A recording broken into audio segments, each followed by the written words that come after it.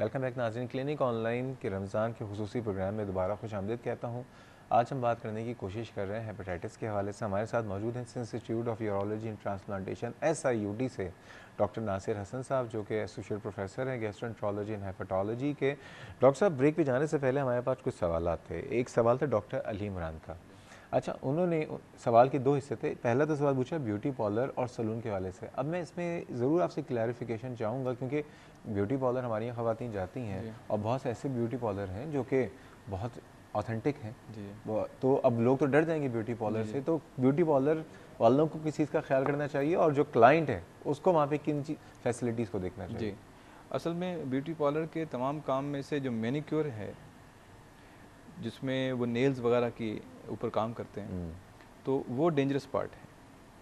उसके लिए हर खातून के पास अगर जो इंस्ट्रूमेंट है अपना आप होना चाहिए, वो उनको डिलीवर करें कि ये अच्छा, मेरा ऐसे इंस्ट्रूमेंट मैनिक्योर क्योंकि मैंने कभी ज़िंदगी में कराया नहीं है, है। तो जी उसका जी इंस्ट्रूमेंट क्या होता है ज़रा ये जी। भी बता दें। वो असल में उसको नेल को पॉलिश करते हैं, उसकी साइडों में से जो छोटी मोटी मैल है उसको निकालते हैं।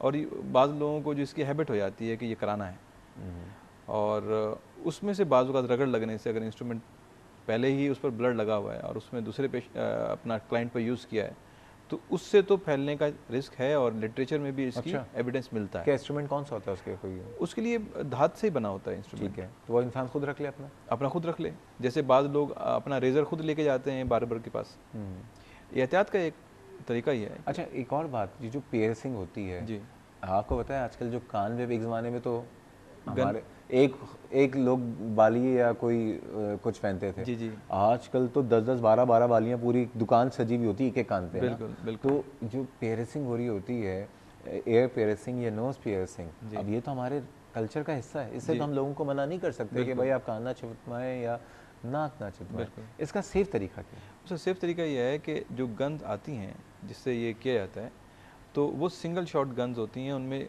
अगली चीज़ प्रोद हो जाती है। तो उसमें भी जैसे कि बाद अच्छी जगह हैं तो वहाँ से वो कभी किसी को नहीं लगा, लेकिन अगर उसकी सफाई नहीं होगी, वो उसको बार बार यूज़ किया जा रहा है, साफ़ नहीं किया जा रहा है, तो उससे फिर फैल सकता है। इतना बड़ा इशू पेरिसिंग का कान के हवाले से, नाक के हवाले से गांव देहात में ज़्यादा है अच्छा। शहर के मुकाबले में, क्योंकि वहाँ पर एक ही कोई खातून जो एक्सपर्ट होती हैं वो करती हैं, और उनकी सुई जो है साफ़ नहीं होती, और उसमें फिर वो तिनका तिनका रखा जाता है और काफ़ी अरसे तक, और इन्फेक्शन भी हो जाती है। वो इन्फेक्शन वाली एरिया में फिर वो ज़ख़म बन जाता है, और फिर अगर वहाँ सुई दोबारा इस्तेमाल की तो उसका ब्लड भी वहाँ लगता है, तो वो that is a dangerous thing. तो अच्छा, तो इसका दूसरा हिस्सा इनके सवाल का जी ये था कि हमारे यहाँ जो बहुत सारे, इन्होंने कहा ऐसे हॉस्पिटल्स हैं या डेंटल हॉस्पिटल्स जी हैं जहाँ पे ऑटोक्लेविंग प्रॉपर या स्टरलाइजेशन नहीं होती है, जबकि वो डॉक्टर्स चला रहे हैं, जी वो मतलब मेडिकल कॉलेजेस और डेंटल कॉलेजेस का हिस्सा हैं। जी। उसके हवाले से आप क्या कहेंगे? हमने अपनी गुफ्तगू का जो आगाज़ किया था, वो ओनस हमने अपने मेडिकल प्रोफेशन पर ही लिया था। असल में ज़ाहिरी तौर पर कोई बहुत बड़ा चेंज नज़र नहीं आ रहा होता। इंस्ट्रूमेंट ज़ाहिरी तौर पर तो पानी से धुल के साफ़ हो जाता है, लेकिन उसको अगर प्रॉपर उस प्रोसेस से नहीं गुजारेंगे, जिसमें ऑटोक्लेविंग हम बात कर रहे हैं, आम लोगों को पता नहीं चल रहा होगा, लेकिन हमारे मेडिकल प्रोफेशन वाले तो लोग जानते हैं कि उसकी कितने डिग्री सेंटीग्रेड पर कितने अरसे के लिए कौन सा इंस्ट्रूमेंट कैसे रखा जाएगा। तो मोस्टली मेटेलिक जो इंस्ट्रूमेंट्स हैं उनको तो साफ़ करना बहुत ही आसान है। तो ईटीओ भी किया जाता है, उसके इंस्ट्रूमेंट अलग होते हैं। ये तमाम स्टैंडर्ड ऑफ प्रैक्टिसेस अपना जो है मौजूद हैं। जो इदारे इस पर अमल करते हैं वो उनकी गुड स्टैंडिंग है, जो नहीं है इस पर अमल करते उनकी ज़मीर की बात है। सही अब बात है। रेगुलेशन तो होना चाहिए इस लिहाज से, क्योंकि वो एक बीमारी को तो फैला रहे हैं ना आखिरकार, और जिसको लग रही है वो उसका शिकार भी हो रहा है। एक बात कहना चाहूँगा, उन तमाम हॉस्पिटल्स जो कि हाँ इस पूरे मुल्क में काम कर रहे हैं, और या डेंटल हॉस्पिटल्स या डेंटल क्लिनिक्स, जेन्युइन डॉक्टर से मैं एक दरख्वास्त करूँगा। टारगेट किलर्स होते हैं ना, या किलर्स होते हैं, मर्डरर्स होते हैं जो कि लोगों को मार देते हैं।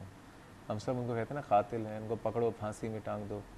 लोगों के घर उजाड़ दिए, उनमें और आप में क्या फ़र्क हुआ? फिर आप कुछ पैसे कम लेके अगर ऑटोक्लेविंग नहीं कर रहे, प्रॉपर स्टरलाइजेशन नहीं कर रहे, तो लोगों को एक तरह से पीछे, उनकी पीछे से वार कर रहे हैं, और उनको आप किसी hepatitis B, hepatitis C, HIV, AIDS और पता नहीं कितनी ऐसी बीमारियाँ जो कि अभी हमें मेडिकल साइंसेस में पता भी नहीं चली, आप ट्रांसफ़र कर रहे हैं।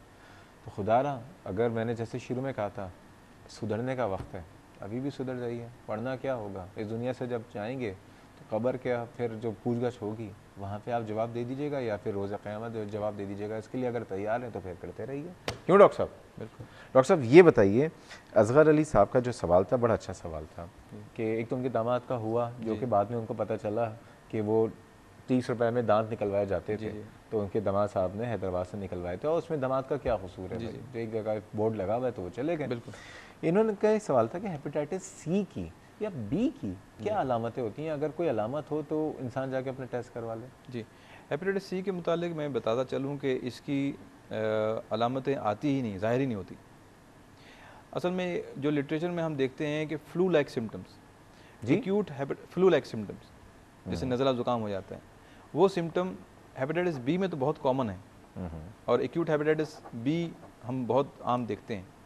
लेकिन एक्यूट हेपेटाइटिस सी, यानी जिसमें अलामतों वाला हेपेटाइटिस सी, बहुत रेयर है। ऐसे लोगों में जिनका मदाफ़ियाती निज़ाम नॉर्मल होता है, उनके अंदर तो ये कभी देखा भी नहीं गया। अगर देखा जाए तो हम उसको रिपोर्ट करते हैं।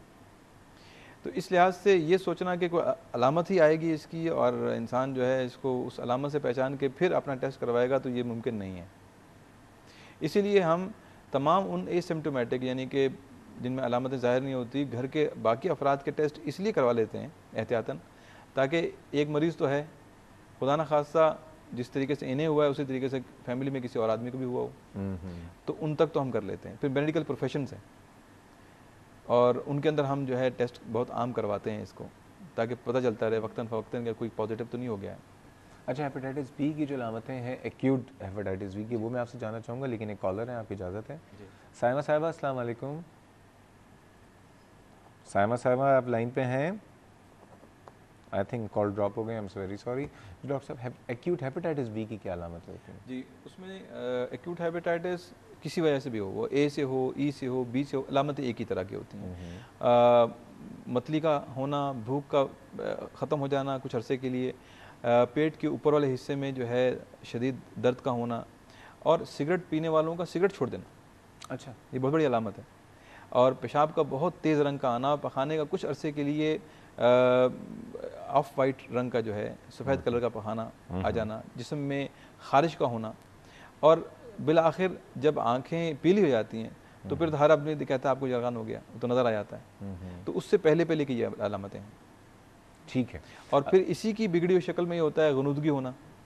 अच्छा, अब ये बताइए, अच्छा गनुदगी आपने कहा, ये जो आपने अलामतें बताई, ये जॉन्डिस होना, जी, ठीक है, या पेशाब डार्क कलर का होना, हेपेटाइटिस ए और ई जो कि खाने पीने की चीज़ों से होता है और जो कि ज़्यादा ख़तरनाक नहीं है, सेल्फ लिमिटिंग है, कुछ अर्से में खुद सही हो जाता है, तो हेपेटाइटिस बी की जो एक्यूट फेज़ की अलामतें हैं, वो हेपेटाइटिस ए और ई से कैसे हम उसको हम वैसे देख के डिफरेंस नहीं कर सकते, हम टेस्ट करा के ही पता कर सकते हैं कि इसकी वजह जो है हेपेटाइटिस बी थी, तो लाज़िम बात बी होगी, तो फिर हम उसी तरीके से उसको नज़रअंदाज नहीं करेंगे। इसमें यह है कि अगर किसी इंसान को जॉन्डिस हो, जी, क्योंकि हमारे यहाँ जॉन्डिस जब होता है तो लोग डॉक्टर के पास बाद में जाते हैं, पहले उसको झड़वाने के लिए और उसमें गंडे लगवाने के लिए और पता नहीं क्या क्या कराने के लिए कहीं और जाते हैं। बेस्ट ये है कि हेपेटाइटिस ए बी का और सी का टेस्ट करवा लेना चाहिए, आप क्या समझते हैं? जी, मालिज जो है, जो भी डॉक्टर होगा जो इस शोबे से ताल्लुक़ रखेगा, वो सबसे पहले टेस्ट ही करवाएगा, यानी कि लिवर फंक्शन टेस्ट करवा के, LFT करवा के, फिर इन्हीं के टेस्ट करवाए जाते हैं ताकि तयन हो जाए कि इसकी कॉज क्या थी। लोग बहुत सारे आते हैं और बताते हैं कि हमें पहले भी हो चुका है, तो तयन नहीं होता कि कौन सी बीमारी हुई थी पहले। अलबत्ता जैसे आपने झड़वाने की बात की, ये मिसकंसेप्शन बहुत हद तक फैला हुआ है माशरे में हमारे, हालांकि अल्लाह ताला ने जिगर को ये ताकत बख्शी है कि वो अपना क्योर खुद ही करता है। अच्छा, यानी कि हेपेटाइटिस बी और सी, क्रॉनिक हेपेटाइटिस बी और सी के अलावा तमाम हेपेटाइटिस के अंदर जिगर के अंदर अल्लाह ने सलाहियत खुद से रखी है, खुद फाइट कर रहा होता है, और क्रेडिट जो है वो बाबा जी ले जाते हैं। बाबा जी ले जाते हैं। चलें, बाबा जी को अल्लाह ताला जो हिदायत दे। जो हमारे साथ मौजूद हैं दो कॉलर, समीना साहिबा हैं। अस्सलाम वालेकुम समीना साहिबा। वालेकुम अस्सलाम। कैसी हैं आप? ठीक हैं, अल्लाह का शुक्र। जनाब, क्या सवाल है आपका? मैंने आपसे डॉक्टर साहब से ये सवाल करना है कि मेरी है ना मेट है, वो काम करती है मेरे घर में, उसको हेपेटाइटिस बी है। ठीक है।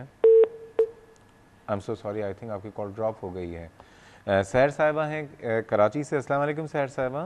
जी वालेकुम सलाम डॉक्टर साहब। कैसी हैं आप? ठीक हैं?